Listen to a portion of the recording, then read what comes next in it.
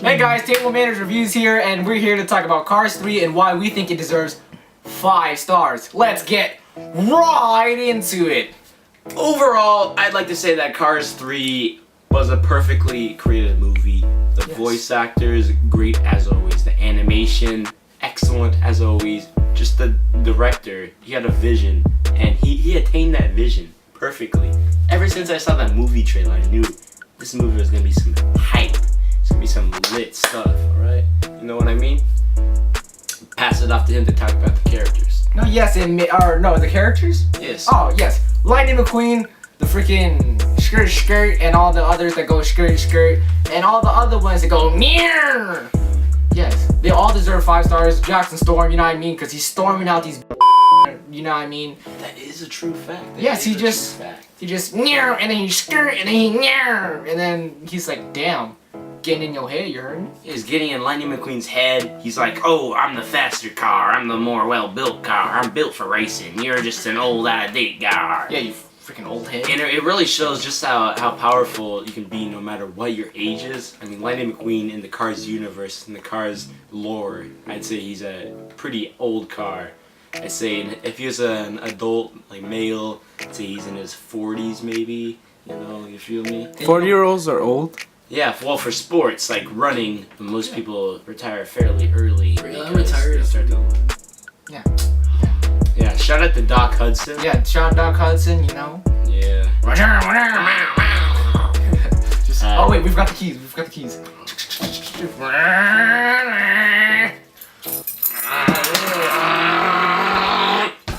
And you know, before we continue, I just want to say a shout out to Owen Wilson. He's an amazing man, and you know? Owen Wilson, great voice actor, great actor in general. And I really liked his work on Marmaduke. That's another film I think we'll review soon. It deserves 5 stars, definitely. I love talking dogs in movies, especially Marmaduke. But now back to Cars 3. Today we're talking about the story. So Lightning McQueen, you know, he's kind of washed up.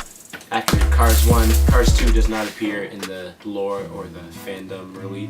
It goes Cars 1. Cars 3, Cars 2, not there, alright? So it picks up from where Cars 1 left off, right? And overall, you know, we see Lightning McQueen getting used to things again. Doc Hudson's still gone, and he meets this new car. What's her name? Let's call her Patricia. Yeah, so Patricia, she's no, her name was Cruz. Yeah, Shut Cruz. up. Okay, Cruz, the yellow car. Yeah, so she meets Lightning McQueen. She's like, you should totally be a racer. And then Lightning McQueen's like, I don't know, I'm kind of washed up. But then, like, she wants to be a racer too, but she's not really built for racing.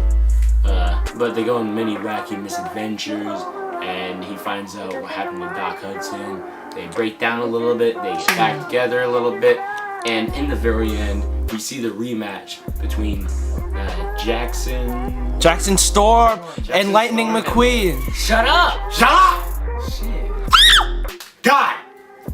So at the beginning, we see Jackson Storm and a bunch of newer cars versus Lightning McQueen on the track, and he actually gets pushed up against the side, and he flips out. He gets totally wrecked. That's what throws him into the downward spiral, right? And at the very end, this is the most climactic part. I couldn't believe it. I screamed. I clapped in theaters when I saw this. I saw this with my good friend here. It made me shed a tear. So what happened in this film was Jackson was pushing him up again, but this time Lightning McQueen knew what was gonna happen. He had a plan. They might think that he's old, but I like to think that he's wise, right? So he flips. He actually manages to flip over Jackson Storm, land back on the track, and zoom past him. And just goosebumps, man. And it was just inspirational to me. I couldn't believe it. And I guess you can call it a kathao moment. Yeah, that's what motorsports are all about. It's all about unexpected twists and turns. Now, I get it because he turned and he flipped. Yeah. Quick shout out to Jesus Christ. Shout out to Jesus. That's my shooter. He was a good man. And that segues us perfectly into the next section, the animation of the film. Now, the animation style is very reminiscent of the original Cars and Cars 2, although Cars 2 is not canon. And in Cars 3, we see a lot of new art direction in the brand new cars. They're built for racing, such as Jackson Storm. And I actually like their creativeness and their willingness to bond and like connect with the Planes universe, as they do have some scenes from Planes and they do have some characters that would fit perfectly in Planes. And after all that, the training facility that Jackson Storm trains at, very well constructed. Whoever modeled that, beautiful job. I salute them for that. It just shows a lot about our society, and yet we live in one. That's a fun fact, by the way. The fun fact of the day: we live in a society. Yeah, that's the fact, by the way. If you don't get it, I'm talking about how society is and how we live in one, and how that's kind of weird because we're talking about society, but we're not changing it, right? Yes. All right, so our final verdict of this film. What do you think it gets? I'd give it a 5 cars out of 5 cars. The joke is that he said cars, which sounds like stars in the movie Cars. So 5 cars out of 5 cars. Cars 5 coming out soon in theaters near you. This has been Multiplex Movie Reviews. I hope you enjoyed this review of the perfect film, Cars 3. Catch you next time. Okay.